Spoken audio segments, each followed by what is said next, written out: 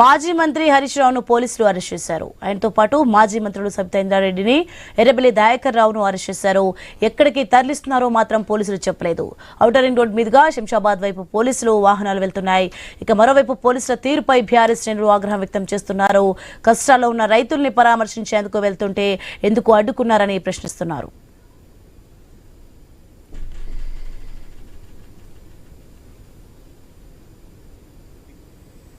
మేము ఒకటే డిమాండ్ చేస్తూ ఉన్నాం, ఈ మంత్రిని బర్తరఫ్ చేయాలా, పొంగులేటి శ్రీనివాసరెడ్డి గారిని బర్తరఫ్ చేయాలా.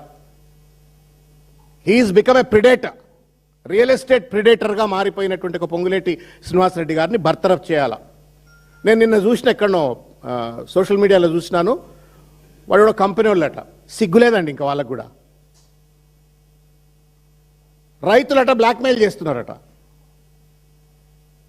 రైతులు బ్లాక్మెయిల్ చేస్తున్నారు అని చెప్పని పొంగులేటి శ్రీనివాసరెడ్డి గారికి సంబంధించిన కంపెనీలు ప్రెస్ క్లబ్లో ప్రెస్ మీట్ పెట్టి మమ్మల్ని బ్లాక్మెయిల్ చేస్తున్నారు, మాకు భూములు అప్పనంగా ఇస్తలేరు అని చెప్పని ఇవాళ మాట్లాడుతున్నట్టు ఒక పరిస్థితి. కాబట్టి మంత్రిని బర్తరఫ్ చేయాలా. తర్వాత ల్యాండ్ గ్రాబింగ్ యాక్ట్ కింద not only on the minister but on the collector పైన, ఆర్డీఓ పైన, సంబంధిత అధికారులందరిపైన కూడా ల్యాండ్ గ్రాబింగ్ యాక్ట్ కింద కేసులు పెట్టి వాళ్ళందరినీ కూడా శిక్షించాలని చెప్పని కోరుతా ఉన్నాము. ముఖ్యమంత్రి గారికి ఏమైనా చీమునెత్తురుంటే, ఒక పక్కన రేవంత్ రెడ్డి గారు కుటుంబ సభ్యులు దోచుక తింటారు, పొంగులేటి శ్రీనివాసరెడ్డి గారు దోచుక తింటారు. ఏం చేద్దాం అనుకున్నారా మీరు తెలంగాణను? ఏం చేద్దాం అనుకుంటున్నారు తెలంగాణను చెప్పు. ఆఖరికి మీరు దిగే నాటికి మొత్తం డొల్లడొల్ల అయిపోవాలనా? దోపిడిదారుల చేతిలో మొత్తం తెలంగాణ భూములని కబ్జా అయిపోవాలనా అని చెప్పని మేము ప్రశ్నిస్తూ పెద్ద ఎత్తున దీనిపైన విచారణ జరపవలసిన అవసరం ఉన్నది. కోర్టులన్నా గౌరవించవా? ఏం కడుతున్నావు? కోర్టు బిల్డింగ్ చెప్పు. 2500 కోట్ల రూపాయలు ఎంతో పెట్టి ఎందుకు ఆ court building? If you don't honour the high court order, what is the fun of building A high court building? You tell me. అది కూడా ముఖ్యమంత్రి హానర్ చేయకపోతే, రెవెన్యూ మంత్రి హానర్ చేయకపోతే దీన్ని ఎవడు అమలు చేయాలన్నా హైకోర్టు ఆర్డర్ను?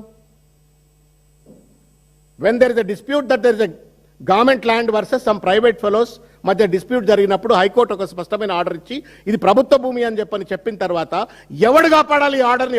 ఎవడు అమలు చేయాలి ఈ ఆర్డర్ను? ప్రభుత్వం అమలు చేయాలా.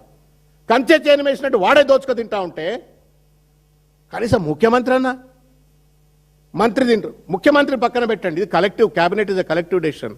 ఒక్కరు మాట్లాడతారు, తేలిగుట్టే దొంగ లెక్క కూర్చున్నారు క్యాబినెట్ మంత్రులంతా. తేలిగుట్టే దొంగ లెక్క కూర్చున్నారు క్యాబినెట్ మంత్రులంతా. కలెక్టరు, ఆర్డీఓ, హైడ్రా కమిషనర్, మొత్తం క్యాబినెట్ మంత్రులు అంత తోడు దొంగల లెక్క దోచుక తింటా ఉన్నారు. ఇవాళ వీళ్లపైన న్యాయ విచారణ జరగాల.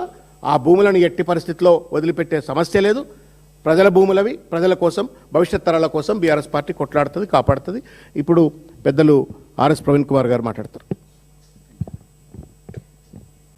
పెద్దలు గౌరవనీయులు MLC professor doctor Dasoju Shravan గారికి హృదయపూర్వక ధన్యవాదాలు. తెలంగాణ ప్రజల మీద, తెలంగాణ ధన మాన ప్రాణాల మీద జరుగుతున్న విపరీతమైన దాడి, దోపిడిని చక్కగా సోదాహరణంగా వారు వివరించినందుకు, తెలంగాణ ప్రజల గొంతుకగా నిలిచినందుకు వారికి హృదయపూర్వక ధన్యవాదాలు.